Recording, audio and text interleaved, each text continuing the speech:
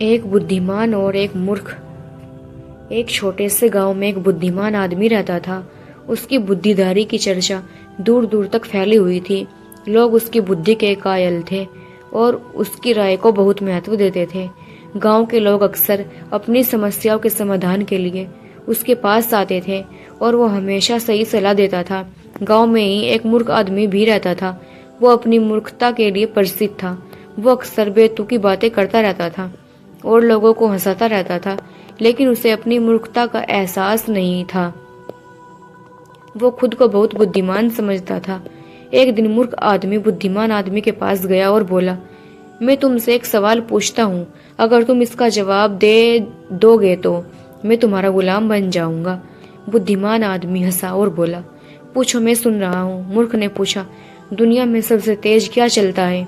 बुद्धिमान आदमी थोड़ा सोचा और फिर बोला, विचार सबसे तेज चलते हैं। मूर्ख ने कहा, तुम हार गए, क्योंकि विचार को कोई देख नहीं सकता।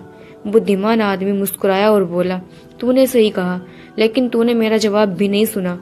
मैंने कहा कि विचार सबसे तेज चलता है और तूने मेरे जवाब को सुनने से पहले ही सोच लिया कि मैं हार गया हूँ। इसका मतलब है कि तेरा विचार मेरे विचार से भी तेज चला। मूर्ख ये सुनकर हैरान रह गया। उसे समझ में नहीं आया कि बुद्धिमान आदमी ने क्या कहा। उसने सोचा कि शायद वो सच में हार गया है। बुद्धिमान आदमी ने मूर्ख से कहा, देखो, विचारों की गति बहुत तेज होती है। हम एक पल में हजारों विचार उत्पन्न कर सकते हैं, लेकिन हमें अपने विचारों पर नियंत्रण रखना चाहिए। हमें जल्दबाजी में कोई फैसला नहीं लेना चाहिए।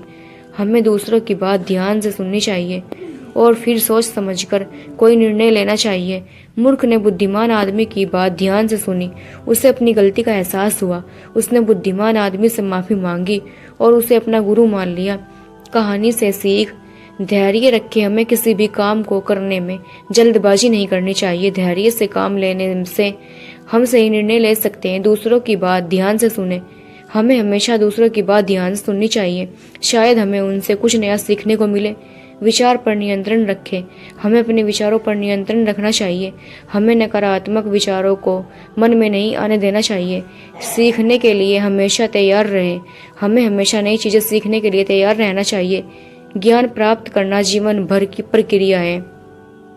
ये कहानी हमें बताती है कि बुद्धि सिर्फ ज्ञान ही नहीं होती, बल्कि यह सोचने की शक्ति भी होती है। हमें अपने विचारों का सही उपयोग करना चाहिए और दूसरों की बातों को ध्यान से सुनना चाहिए।